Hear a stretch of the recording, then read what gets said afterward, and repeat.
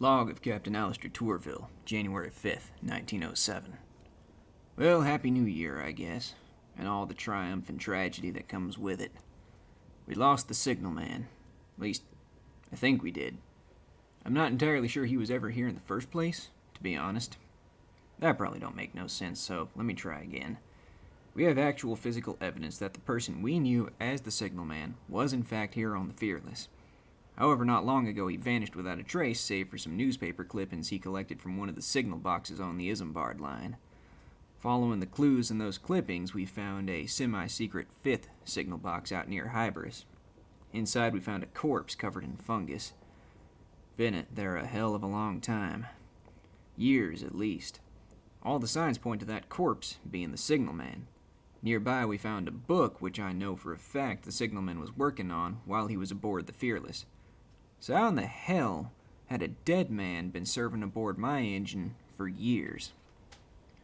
Furthermore, how in the hell did a book, which I saw this supposedly dead man working on, make its way from the Fearless all the way back to that fifth signal box?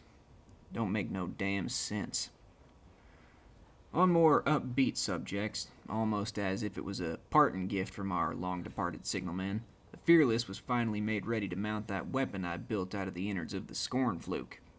You know, the one the disembodied voice of my father told me to build? And it is one hell of a weapon. I doubt the skies have ever seen anything quite like it. It puts us a hell of a lot closer to being ready to go back to the Blue Kingdom and maybe retrieve that industrialist's lost love. Before that, though, the Fearless still needs some better armor. I hear they make some damn fine stuff over in Eleutheria, so I might have us make our way over there and see what's what. Speaking of my father, his birthday's coming up. Seems an odd thing to celebrate the birthday of a man who's been dead for years now, but I always make a point to mark it. Live life like it's your last days, he always said. Never really understood that until I joined the army. During the war with Hell, death was always right around the corner. And really, the skies are the same, only difference is the shape that death takes. So, that's what I do. Always living life like I ain't got no life left. That said, though, caution still has its place, like getting more armor for the Fearless. Yeah, I think Eleutheria is our next stop. Let's be about it. Welcome, one and all, back to Sunless Skies. Last time, we completed the signalman's quest line and got his book as an officer, because that's not weird at all. But anyway, like I said in the captain's log, now that we know where Hybris is, that means I know where the gate to Eleutheria is, so I'm going to load up on fuel and supply. Actually, hang on, before I do that, one of my crew wanted something in Eleutheria. Was it the aunt? Yes, it was. Oh, and the princess as well. Okay, I need an unlicensed chart. I don't think I have one of those. That be in possessions, I think.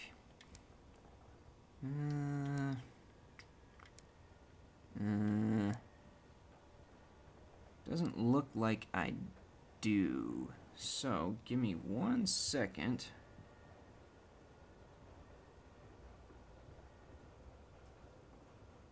I think I know where to get an unlicensed chart, other than, hopefully randomly rolling one up at Magdalen's. I'm gonna check to make sure I don't journey out there for nothing.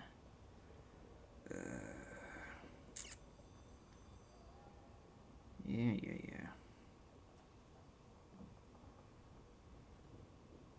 No, it's not in a shop.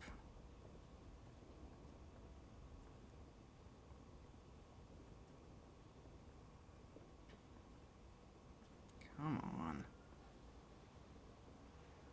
Yes, I'm actually using a guide for once, because I don't have a whole lot of time today, so I want to make sure I know exactly where I'm going before I start out. Sure, find.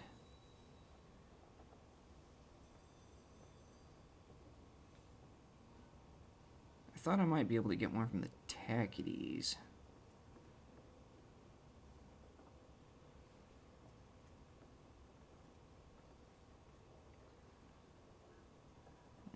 Damn it, come on.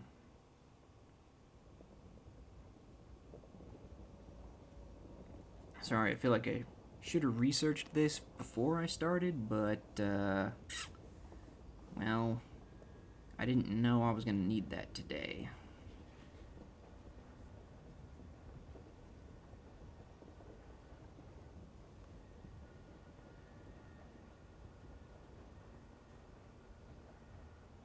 No, I can only... Okay, from the Tackities, I can only get savage secrets and otherworldly artifacts. Alright. Well, in that case... We're only going over there for one thing, and then we'll hopefully be back. So I will continue those quests later. Yep, straight up and around, essentially. Let's get to it. I'm gonna keep an eye on the timer because good old Captain Alistair's dad's birthday. Well, real shocker, it's the same as my adopted dad's birthday.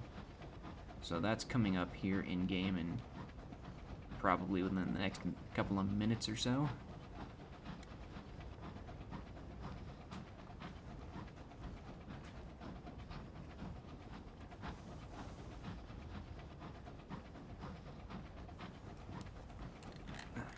Just put my headphones on. And also, hydrate.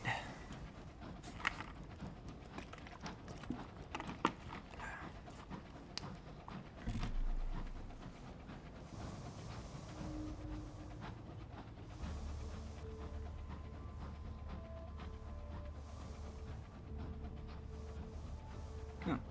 Guess in-game days don't pass as quickly as I thought they did. Oh boy. Cry havoc, you hear a disturbance and oh dear, it must be the dog again. The baritone percussion of his barking echoes through the locomotive. There's a pressing question to consider, where is the noise coming from? Your aunt's galley. A wavering scream rises from the galley. Is the inadvisably big dog accosting Auntie? The galley is smothered in flour. Every wall, every surface, every object is covered with a fine layer of it, including your aunt, especially your aunt. White motes float lazily through the air, while your aunt struggles to get a hold of the inadvisably big dog, who appears to be under the impression that they are playing a game. He is your responsibility, she hisses. Deal with him. Lob balls of dough at the big dog. Catch the inadvisably big dog with his favorite game, sure. You bounce lumps of raw sourdough off the dog until he takes notice and snags one of the balls from the air. You attach a leash to his collar when he trots over to spit his prize into your waiting palm, all under the irate scrutiny of your aunt. Actually, let me pause for 1 second and check one thing. Okay, we're good. Never mind. I was briefly worried for a second because I heard a strange noise. Anyway, moving on.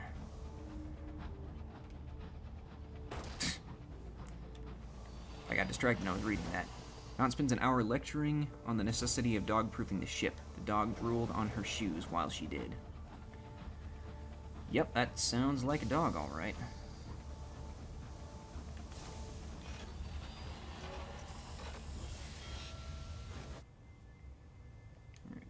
New arrivals, lose the terror. May as well grab a port report while I'm here. And collect free tickets to the circus. Alright.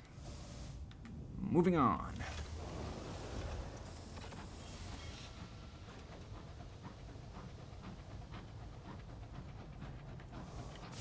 I think there... Hold on a sec. There was one other person who wanted to go to, Eleutheria, I think. Now that I'm remembering. Was it the Rat Brigade? No. That was Perdurance. Was it the Navigator? The Navigator made a promise. He will keep it no matter what. The Navigator has been given the key to Altan's family tomb. Yep, and Eagle's Empyrean, which is in Eleutheria. Cool. Oh, well, I should probably speak to him aboard our engine before we go there. Alright, the navigator is rarely in his cabin. He's popular with the crew, and card games and drinking sessions occur spontaneously in his presence. He is, of course, never the instigator. Of course. Persuade the navigator to talk. Even off duty, the navigator is constantly checking the crew. He is avoiding being alone. Let him know that you've seen this before. He has to share his burden. The navigator joins you in his cabin. Finally, the words tumble out. I thought I was all right. I just got on with my work, and I was doing well. He reaches beneath his bunk to pull out the book the matriarch gave him. Altan read this all the time. He'd act it out, do the voices. It is the epic of King Gesser. Gezer? I can go with Gesser.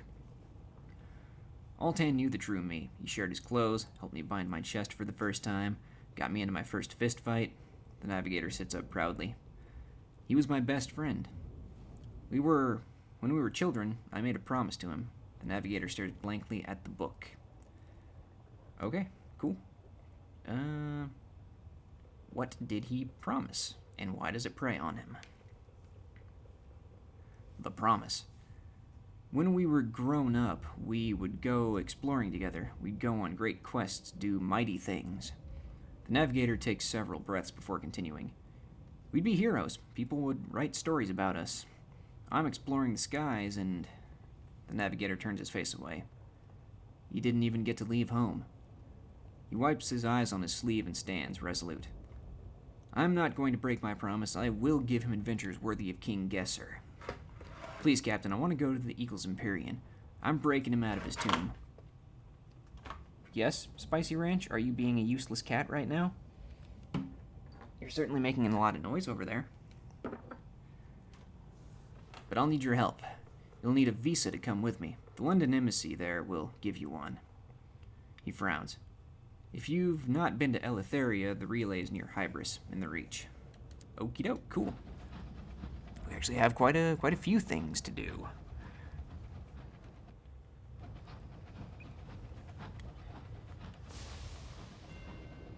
Spicy, if you're going to be a useless cat, you might as well get in the co-pilot seat.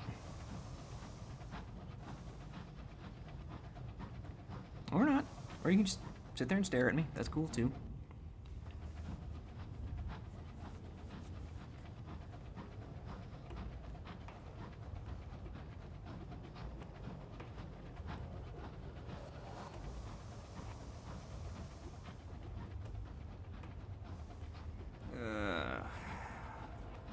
Fucking fungus place, but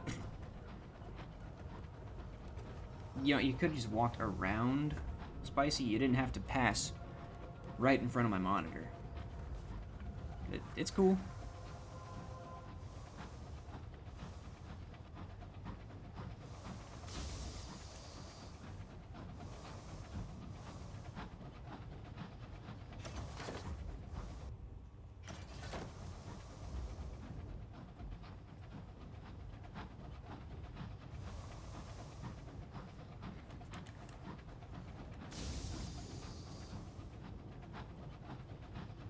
Oh, right. I did not review my footage of last episode, but I believe I began telling a story. A couple of months back, our refrigerator freezer combo died. Well, it didn't die, but the cooling, the refrigeration part, the cold air stopped working inside, and we thought we'd cleaned it out fast enough to avoid any disasters, but we didn't. And, oh shit. That's probably exactly what happened last time, isn't it?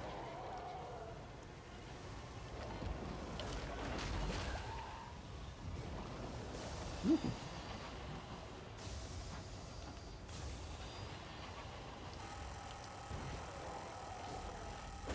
Ah, shit.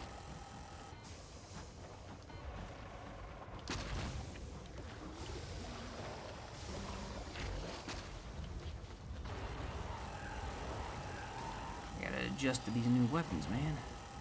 Whoop. Okay, well, that was not great.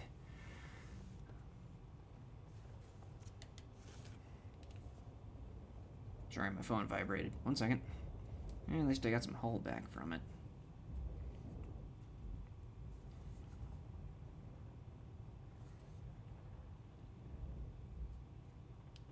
Okay. Just my wife. Anyway, the story I was telling, our refrigerator freezer died. Thought we cleaned it out fast enough. Apparently, we didn't do a good enough job of cleaning. And now my wife is calling me. 1 second. Hello? Okay.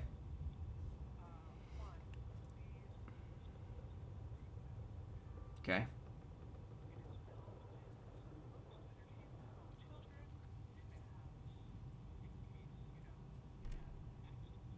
Yes.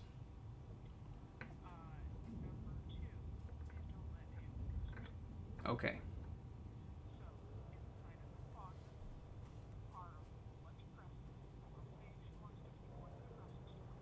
All right. Okay.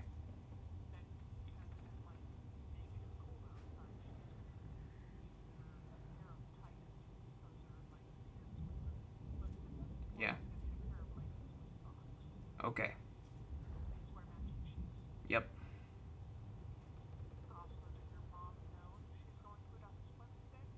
I talked to her about it last night. She should know.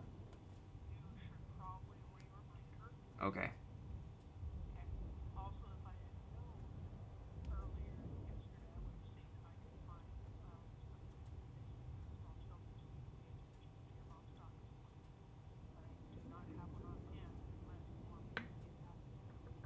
Nah, it's all right. Yep. Nope. I did not, but I will when I go back over there.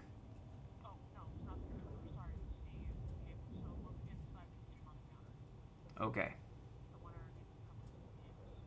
All right, I will look. Oh. Oh, well, thank you.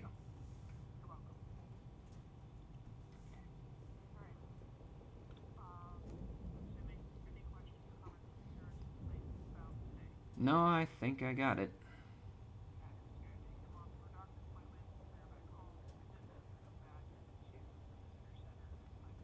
Yeah, unless she wants to go to ribs or prime ribs or whatever. I'll ask her later. She might have changed her mind, but yeah, that's probably going to be the plan.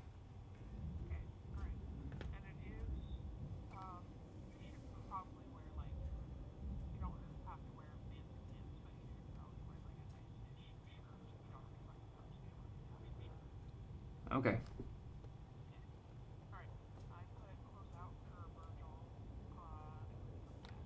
All right. Okay. Love you too.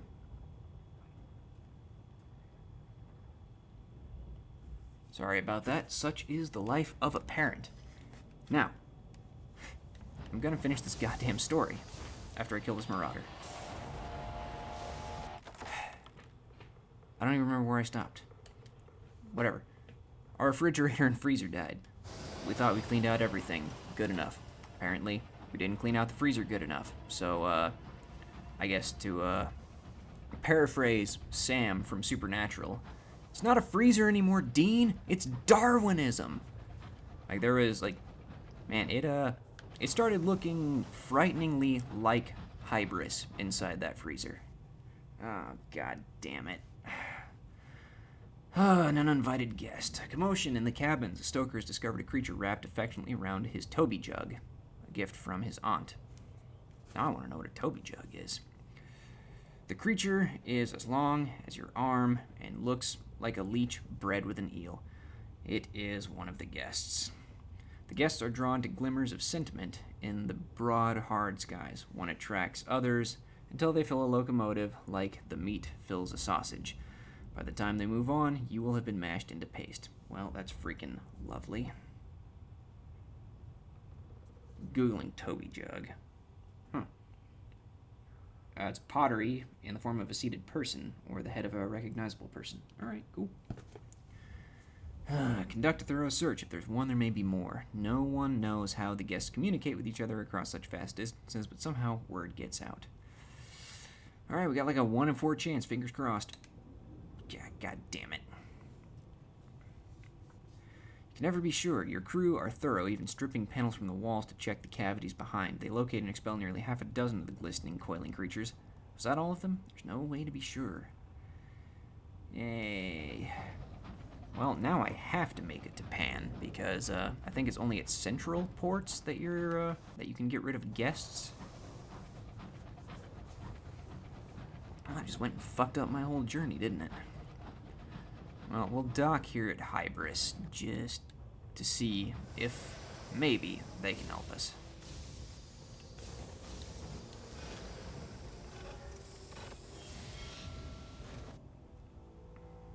Alright, Hybris. Gather a report.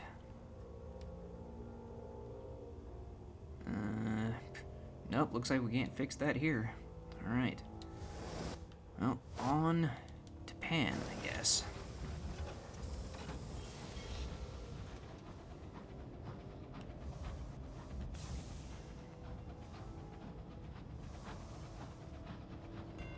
God, again, who the hell would want to live in this place? It's... ugh. So fuck... oh, shit! Dick, don't scare me like that.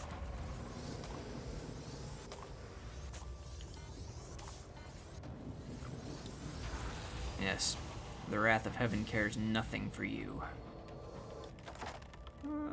Yeah, might as well get some sovereigns. We're gonna need them.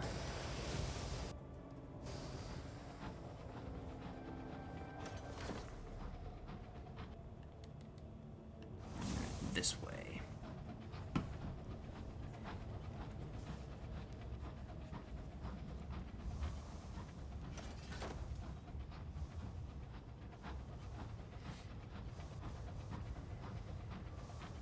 Oh, shit, we passed it. I got distracted multiple times. My dad's birthday, January 9th. That's when that was. The mold pastures. Oh my god. It's a good thing I guess I already ate before starting this episode, because every time I come to Hybris, it just makes me lose my fucking appetite. Righto.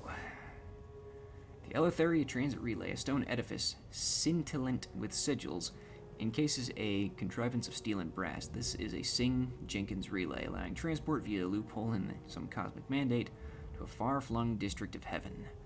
This one leads to I'm probably butchering this every time I say it.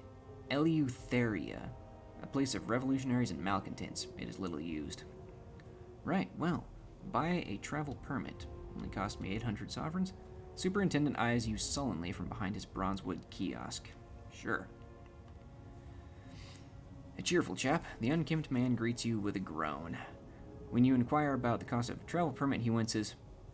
Would you be quieter? The whiff of alcohol offers an explanation as to his troubles. Yeah, I've been there. It is a work of many minutes for him to deposit your funds into a wall safe and fill in 2 separate ledgers, one stamped with the Eagle's Empyrean emblem. He passes you an ornate marked vellum scroll. It might look nice, but they don't fit in my filing cabinet. Bloomin' Empyrean show-offs. He apparently feels no need to be polite about London's once ally, even though it was Empyrean technology that helped open the door to the heavens. Yay! We may now travel to Eleutheria. Okay. Present yourself to customs. An avuncular inspector boards your ship, smiling as she makes terse notes on her clipboard.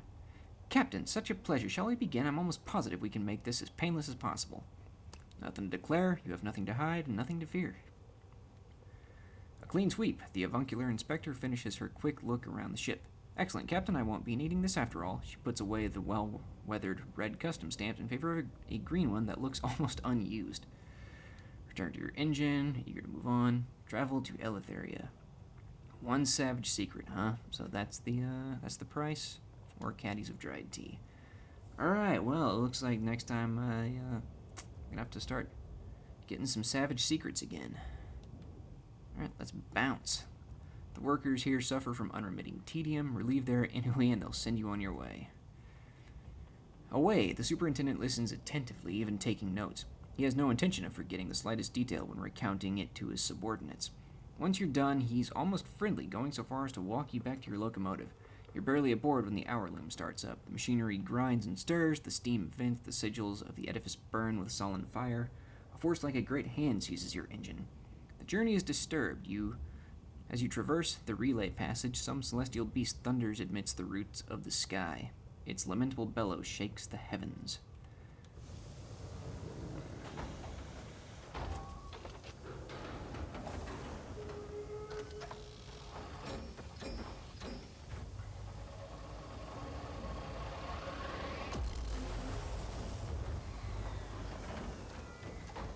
And it's gone.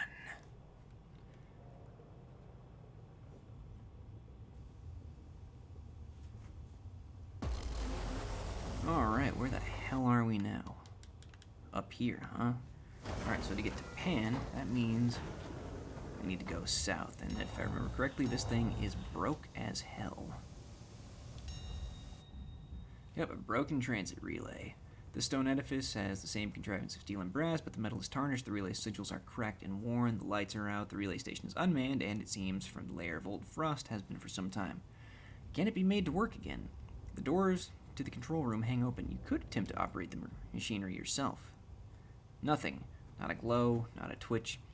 The incomprehensibly complex mechanism is still and silent. There's nothing you can do to repair it. You will not be able to return to the Reach from here. Tales are told of Eleutheria in the Reach.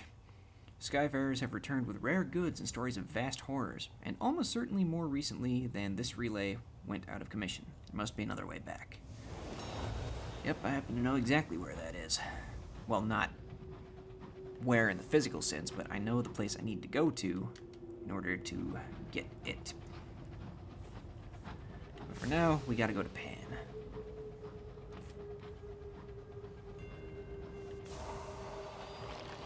Yep.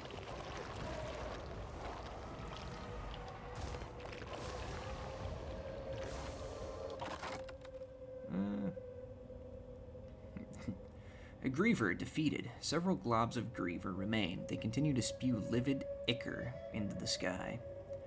Dig in its throat. Might something of value have been caught in its gullet? Do you have the gumption to look? Gain sovereigns. Better your iron, the more you may find. Cool. Evacuate its digestive system? Gross. Let's do that one. Yeah, alright. A crewman holds the mouth open for you. You endure the meat stink and the gelatinous saliva and the bile bubbles for as long as you can, digging gem shards and glittering relic fragments from its flesh. Oh, shit. Dodged right into that one.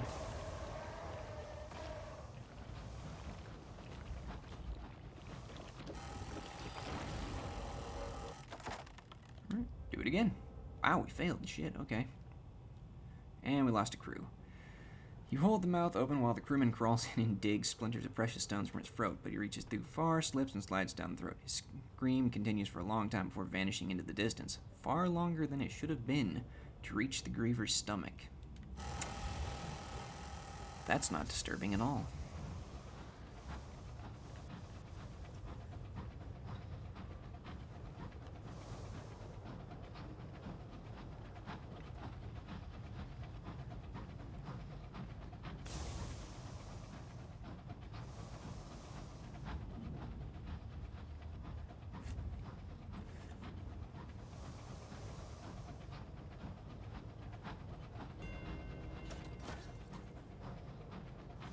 That's not disturbing either.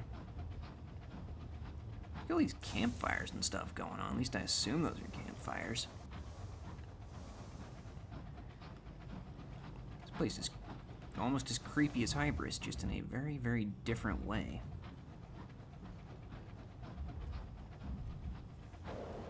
Oh shit! Whoa!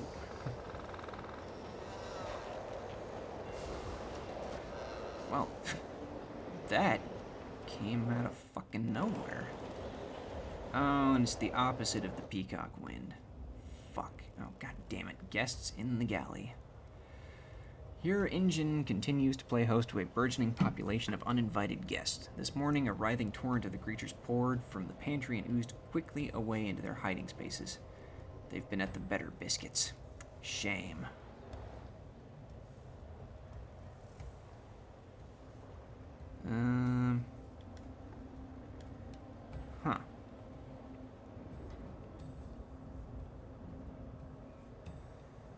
Yeah, I'm not gonna do that second one, I don't think. I don't trust it. Impose a curfew on the crew. The guests are drawn to companionship. Forbid the crew from fraternizing. This will not get rid of your guests, but it might keep their numbers down.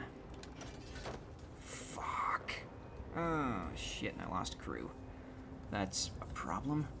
Here rules are numerous: no games, no music, no jokes, no conversation after 7 o'clock. But the crew in cabin 4 thought there'd be no harm in a furtive midnight game of cribbage. A flood of enthusiastic guests floods their cabins. By the morning, the guests have gone again, leaving only the smeared remains of cabin occupants and a handful of cards. Alright, well, what... Okay, I lost the use of my engine.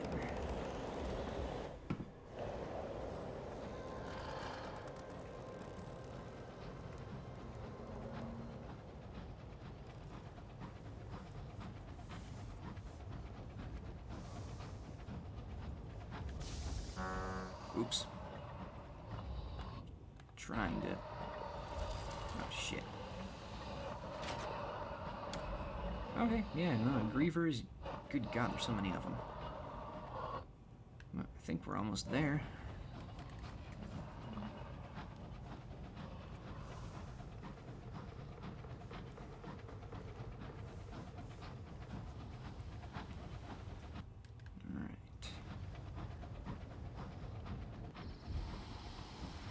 Low engine. I see you, I suppose. Carry on.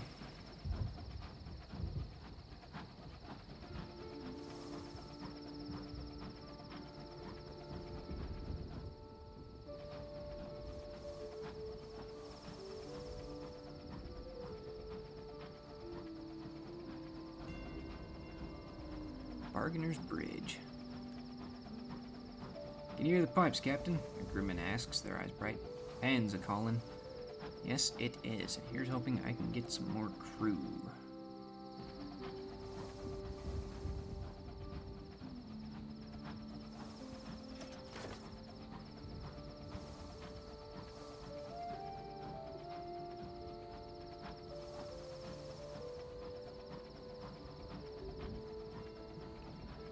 The Cypress King's Grove. I don't think this is the main port. That should be over here in the central section, I think. If I remember correctly. I think I only came here once when I was playing on console. Alright, yeah, here we go. Huzzah! New port, Captain. Thank God. Alright, the hour in Pan. Clocks are not welcome in Pan. Instead, the musical piping that emits from the adamant idol dictates the time. The devils of the Brazen Brigade interpret it and inform the city of the current hour and the activities associated with it. An hour may be for any duration, the longest one on record lasted a month, and they occur in no fixed order. A wise captain heeds the hour before setting foot in Pan. It is the hour of trumpets when devils roam the streets. Oh, joy. Prisons are forbidden in Pan. Instead, those who aggrieve other citizens too persistently are branded with the calf sign. Then, during the hour of trumpets, the Brazen Brigade hunt. Their quarry is supposedly only those bearing the calf sign, but when the devil's blood is up, they don't always discriminate. Confine your crew to quarters. Most citizens of Pan stay off the streets when the piping is merry and the devil's trumpets sound. Spy on the hunt. Few have witnessed an infernal hunt. Few would want to. Perhaps that one makes you special. Yeah, let's go with this one.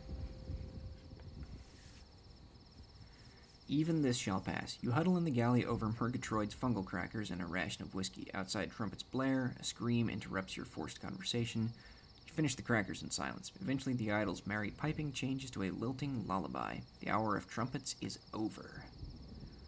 Lovely. Deal with our uninvited guests. Let's read the top bit first. King's Idyll's Station. As exuberant as an old pirate den of the Caribbean, Pan stations teem with thieves and merchants, smugglers and evangelicals of inventive new cults. In a grove nearby is the seat of the Cypress King, who has little power. Anyway, deal with our uninvited guests. Your locomotive's playing host to the guests, a species of arm-length eel-like slug. Left unchecked, They will engulf the whole engine. Fortunately, the guests are sufficiently despised that associations of volunteers have formed at major ports to evict them from visiting locomotives. There is no charge. The guests are a menace to shipping. Goddamn right they are. Evict the guests. The association's workers gather outside your engine, sleeves rolled up. They have brought an amateur brass band along. The guests, a volunteer claims, cannot abide the tuba. Interesting. Evicted. Once the volunteers have stripped your engine bare and piled its contents on the platform, the band strikes up in your galley. Soon the guests begin to squirm frantically from your engine. You can't blame them. As each emerges, it is scooped up with a shovel and popped into a steel bucket, which is then rolled away to destinations unknown. Well, alright then. I don't think we need to visit the king for anything, so let's go to the station. First, recruit new crew. Up to 4 crew, huh? Hey, alright, good stuff. Managed to identify a handful of crew that you think won't disappoint, abandon, or murder you. Good, alright. Return to King's Station. Well, we came here originally for one reason, and that reason was... Oof, it's pricey. Yikes. You know what? I think I can sell off some stuff. Hopefully we won't be here too long.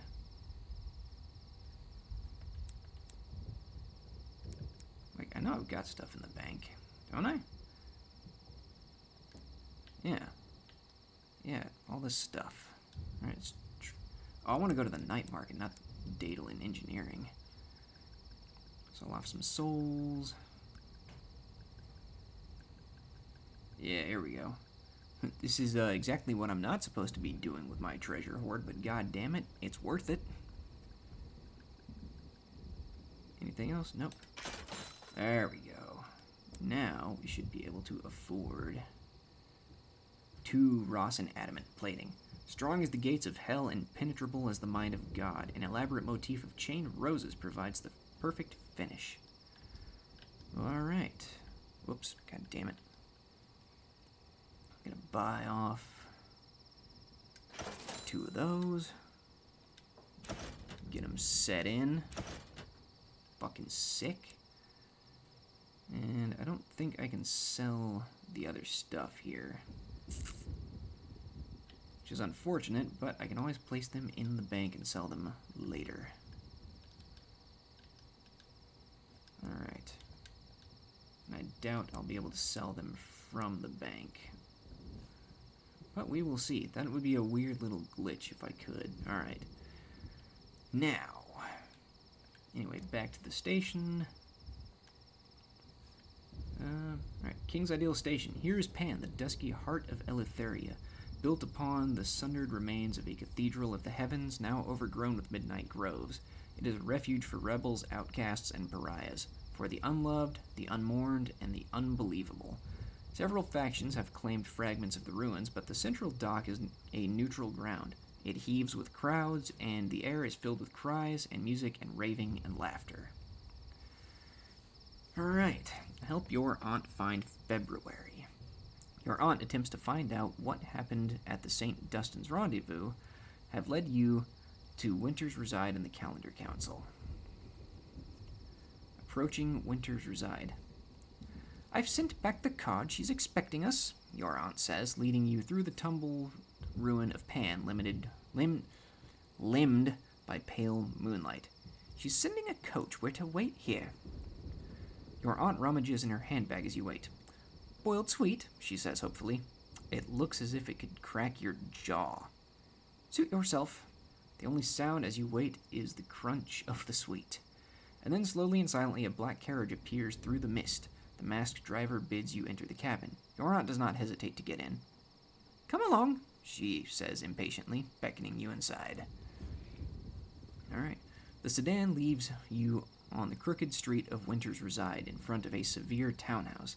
The doors open and the lights are on. A handsome woman waits in the doorway to greet you. Her smile is wintry, her eyes pale as new frost. I got your card. I'm willing to talk. Come inside. Talk to February. She attended the St. Dunstan's rendezvous. She must be able to tell you what was discussed. Gathering information. I'm afraid I can't help much, old thing, February says as she ushers you into her parlor. White moonlight floods its great bay windows. Anything you can tell us, your aunt says before gasping. Dearie me, almost forgot. She fishes in her enormous handbag and produces the bottle of brandy. For old time's sake. How lovely, February murmurs. I'll fetch some glasses. She leaves the two of you alone. Your aunt immediately starts rummaging under the cushions. She's hiding something. I was very junior at the time, practically a secretary. February's voice floats through. Your aunt stands up straight as February returns, carrying 3 glasses. Have a drink with your dear aunt. February hands you each a glass of your aunt's brandy. London did approach us about building an unclear bomb. We had an enemy in common, the masters of old London. The Calendar Council helped make them an unclear bomb.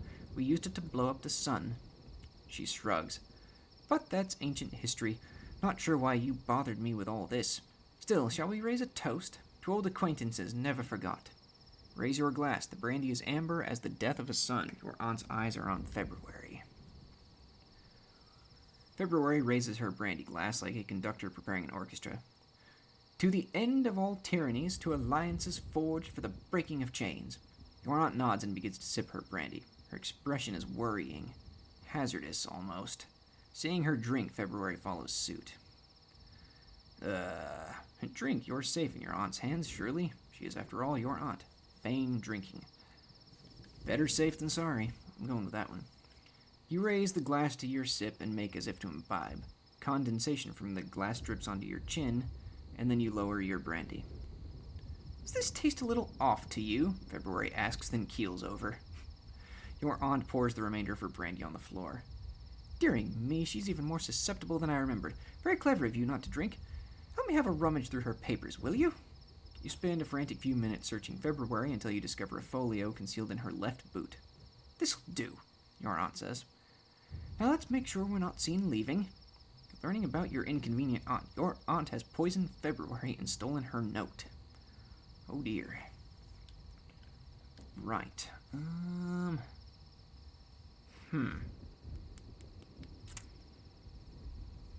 Well, I guess we should probably talk to our aunt about what the hell just happened, huh? Auntie, what's up? See what your aunt is up to. God damn it. More savage secrets. Alright, well, can't do anything about that here, I'm pretty sure. So, the only other thing we can do, stock up on fuel and supplies and try to find Eagle's Empyrean. And get the fuck out of here.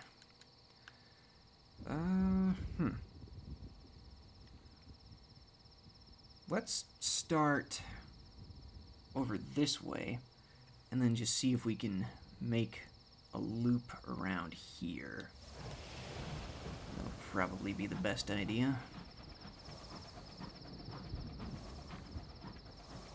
Then we can hopefully deal with Navigator's Quest before we head back to the... Jesus. All kinds of jump scares happening today. Wonderful. We'll deal with that back when we're safe in the Reach. Alright, yeah. In the meantime, hydrate.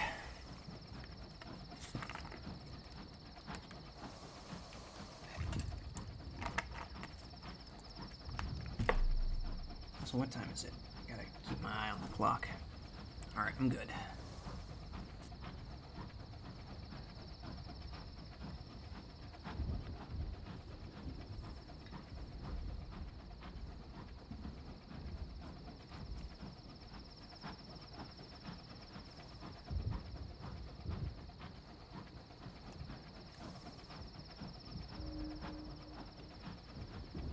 This is Carnass, a piece of vine-covered ruins. Did Pan once stretch this far?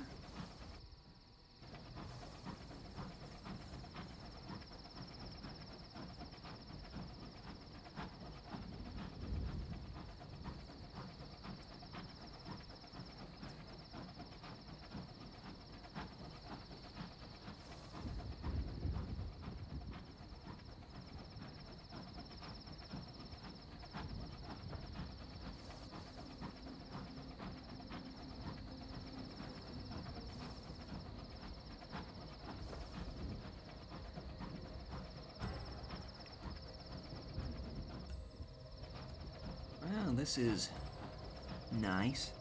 You can traverse the belt of midnight that circles the Empyrean. Hey, look at that. I guess we, fucking chose the right direction. Nice. Love to see it.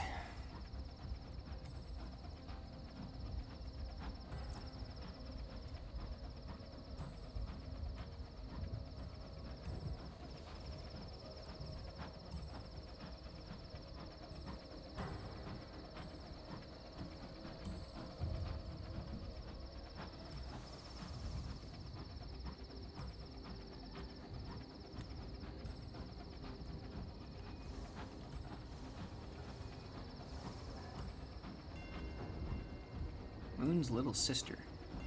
Interesting. Her aunt is brushing up on her Norwegian. One should regularly broaden one's mind. Fair enough, Auntie. I couldn't tell if that was part of the music or like a freaking air raid siren. Somewhere in this maze is a freaking dock.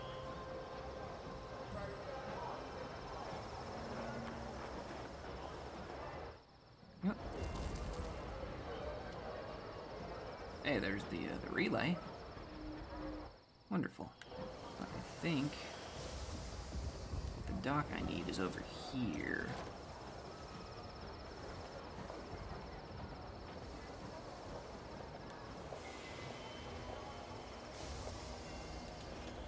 The Lane of Lions and Unicorns.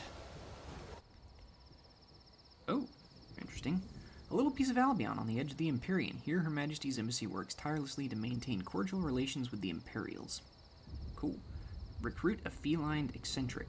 A woman sits at the station side on oil-stained coveralls. Apparently I can't fucking read today. 3 overfed, baleful cats lounge near her. I'm looking for work, she says, climbing to her feet. The cats observe you with naked hostility.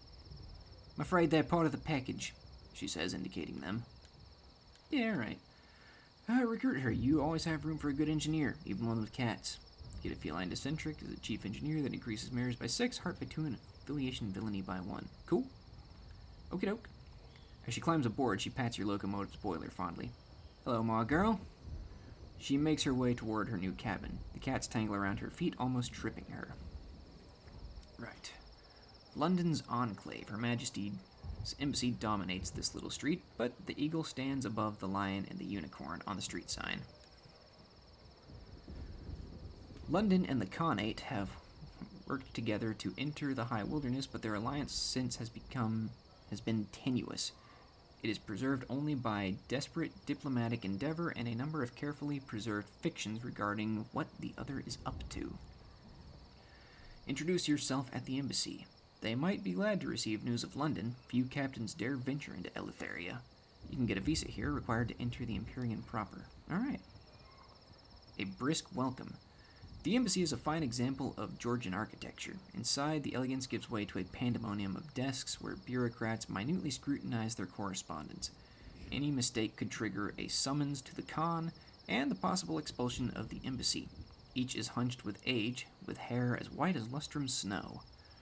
The ambassador's secretary is assigned to handle incoming captains. He reaches over a mountain range of papers with a visa. Please don't make additional work for us. If you must visit the city, be polite. Well, shit, that was easy. I guess I'll gather a report. The Eagle's Empyrean is a bastion of light, and Eleutheria is dark. Beyond the antique facades of the Lane of Lions and Unicorns, the Empyrean rises high in steel and blue light. The constraints of its location necessitate that the Empyrean builds upwards. Interesting. Careful porticos give way to expansive temples and crowded markets. People live cheek by jowl. Light is precious and easily lost. Power is conserved carefully. When times are bad, whole districts go dark. It would be easy for hopelessness to seep in. The Khan occupies his people with festivals, celebrating his people's history of the old Khanate, and constant technological innovation. To be idle is to be afraid here. The Empyrean is busy at every hour. Cool, alright. Alright, well, we got a visa now.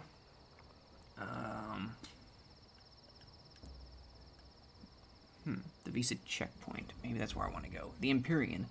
The electric and neon jewel of the Eagle Khan's crown, and the only Empyrean city in the high wilderness, a solitary bastion of brightness in the long night of Eleutheria. You know what, let's also... How much is this going to cost? Yeah, we can afford that. Repair the hull.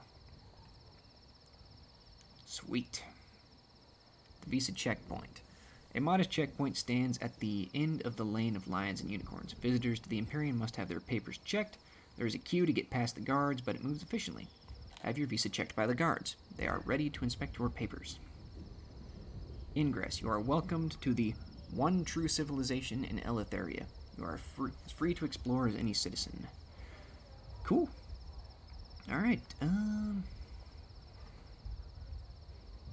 lot of stuff, but we're here for this.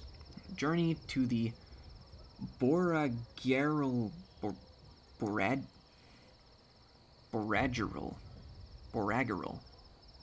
I don't know. Graveyard. The fortunate navigator knows the way. Best not tell the guards where you're going, however. Tourists have no business in graveyards. Gawping at tombs is a peculiarity of the British, viewed with suspicion. Each street is lit by evenly placed electric lights. The light is cold and casts hard shadows. Empyrean citizens hurry by in silks and cloth.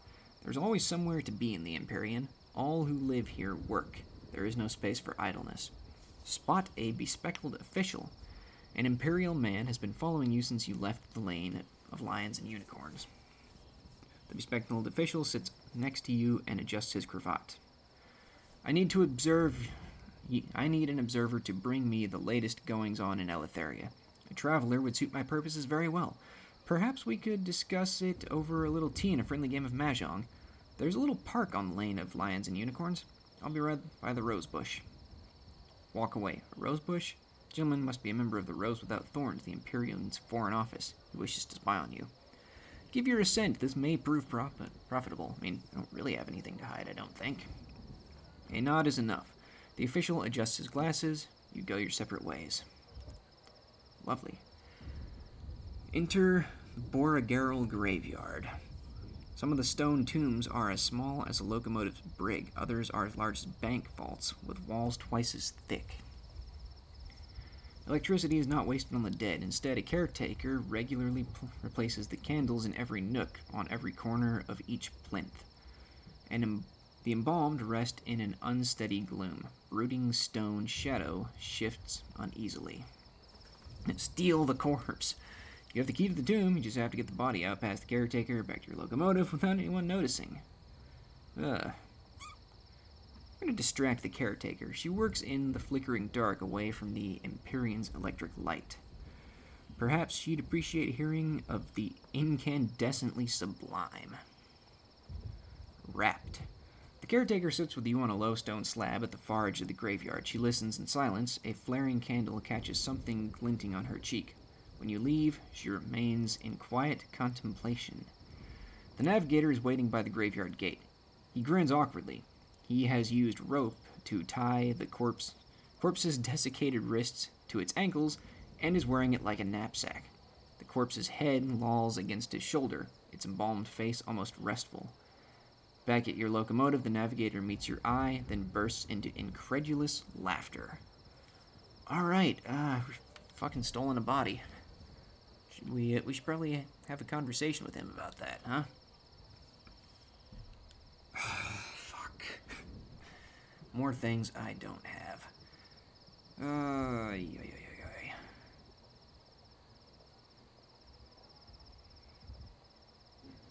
Oh, that's nice. He's been reading it to Altan. Well, alright. Guess we'll have a chat with our new feline eccentric. God damn it. So much things I don't freaking have. The feline eccentric. She has a cabin, but usually sleeps on a spare mattress in the engine room. There, she can hear the rhythm and rumble of the engine and wake when it hiccups. Her cats have all found favorite places among the machinery and pipework. A secondment listened to the eccentric's suggestion. She has been more pensive than usual today. She almost seems distracted. It has, of course, no impact on her duties. A moment of inspiration. She shakes her head when you ask. Sorry to trouble you, just had an idea I can't shake. I'd like to be useful. Her smile is crooked. I wondered about taking some leave time at the Royal Society. I could help you out while I'm there. The engineers will have all sorts lying about. She turns back to the engine. Just a thought. The eccentric will generate experimental modifications for you while on secondment. You can drop her off at the workshops of Portsmouth House at the Royal Society. Cool. Alright, yeah. Good stuff. Alright, well, we can't do anything else here, I don't think, so let's bounce up out back to the Reach.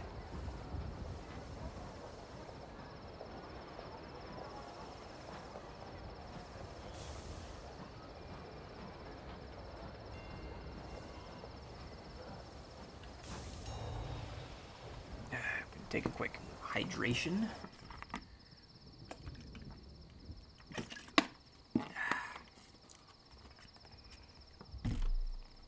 The Eleutherian transit relay to the Reach. Stone edifice, blah blah blah blah blah. This one leads to the Reach.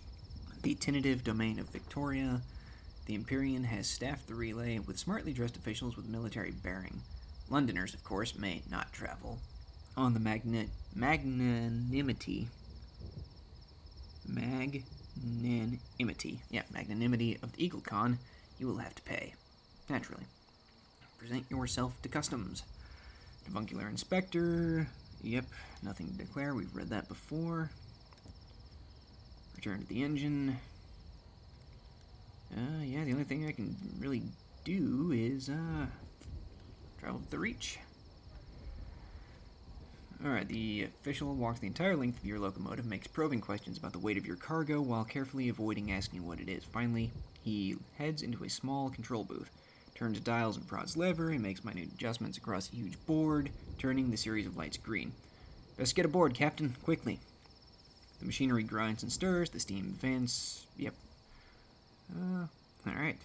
Transit is troubled. Halfway to your destination, your engine lurches as if it had been brushed aside by the passage of some oblivious behemoth. Lovely.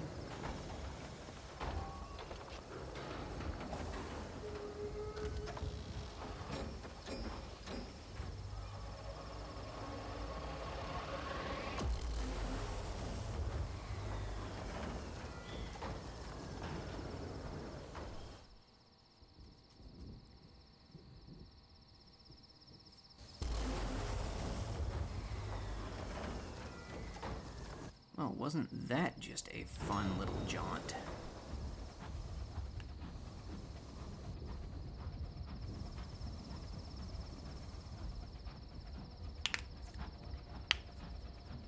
But I think it was worth it. We got some good armor.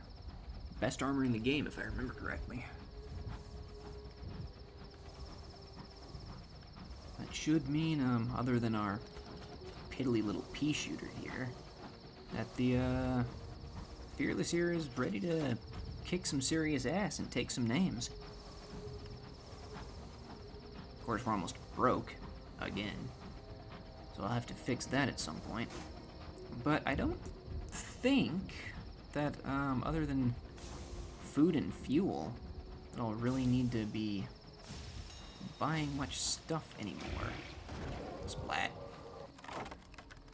Alright, prize precious stones from its carapace.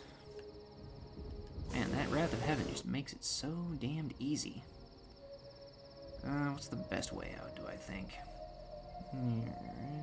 Yeah, okay. Oh, shit.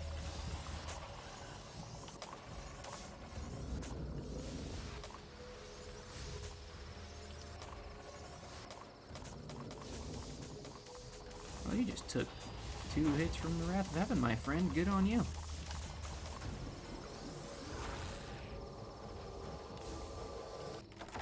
Alright, dig under its carapace, or fungus for precious stones.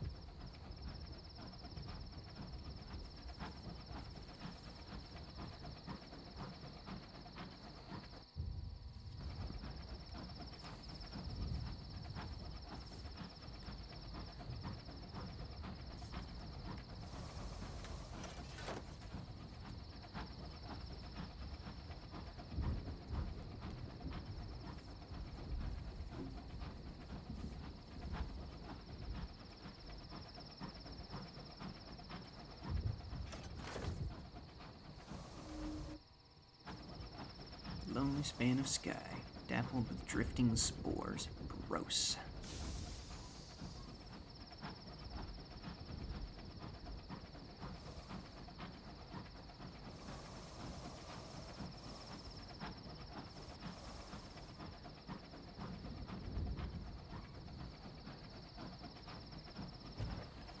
Hello, Marauder.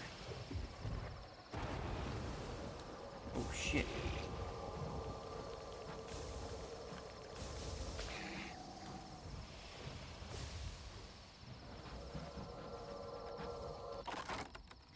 Raid the safe. Gain sovereigns.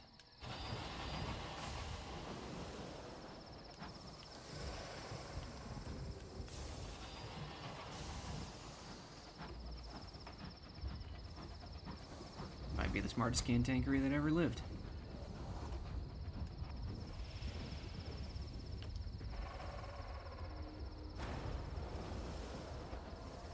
Oh, that just made me so happy. Alright, yep, prize stones from the carapace. Loot the hold. A clasped jewelry box. One salon stewed gossip. Alright, cool.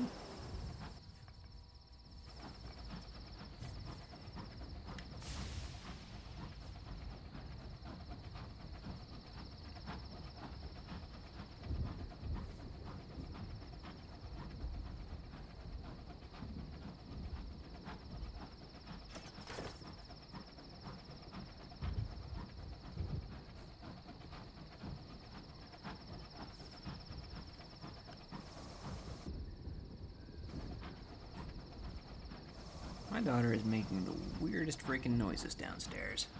And yep, there it is. Our once per session freeze up.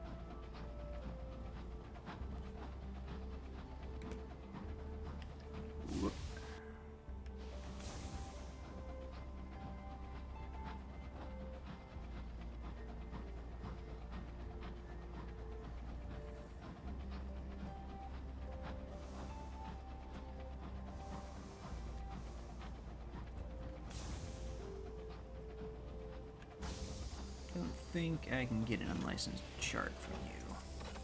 Highly doubt it. But we will see.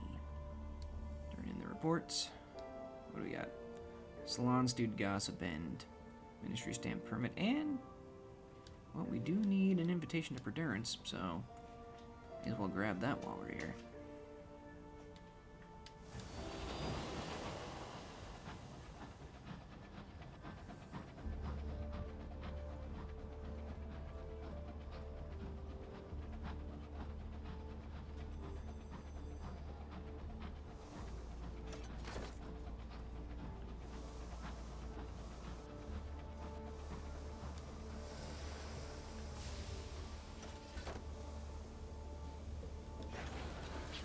And we're home. Right, so let's go ahead and grab that level up. Level 13. Below the stairs, House of Cards, rubbery inclinations, kinship with rats, nice. An interlude in red and gold. Lost your mind once? Nah.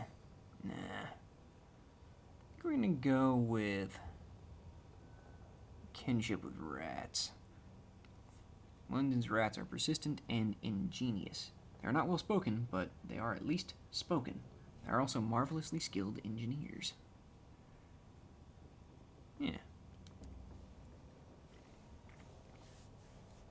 The relationship between humans and rats has always been fraught. The plague, exterminators that ill-conceived cricket league in '86. Nice. So why do these rats accept you? A professional respect. They admired the determination with which you wielded a spanner, the firm twist of your screwdriver, your comprehensive knowledge of pistons and gauges. You suspect you were their mascot. They were always very kind. Sometimes they left you little squares of cheese. Yeah, I'm gonna go with professional respect. Nice. Right, now, let's set our goals for next time other than possibly make more money. All right, what did we need? Needed an unlicensed chart for the navigator and 3 savage secrets for the aunt. They wanted to go to Perdurance. You I already took care of. I haven't messed with you or you yet. You wanted to go to the mausoleum, and you wanted to do something in Eleutheria. Then I think also involved a chart. Yes. Okay. Right. So next time, what we're gonna have to do, we're gonna do some more trading to maybe get some more money. And then we're going to have to turn in some reports to the Tacites because they give out savage secrets, of which I need 3 for the aunt. And hopefully, at some point on our trips through the Reach, Magdalene's will shuffle up with a unlicensed chart for the navigator. Alright, yeah, that sounds about good. So I'm gonna call it there. Thank you for tuning in. Like and subscribe would be appreciated. I will see you on the next episode, and as always, have a wonderful day.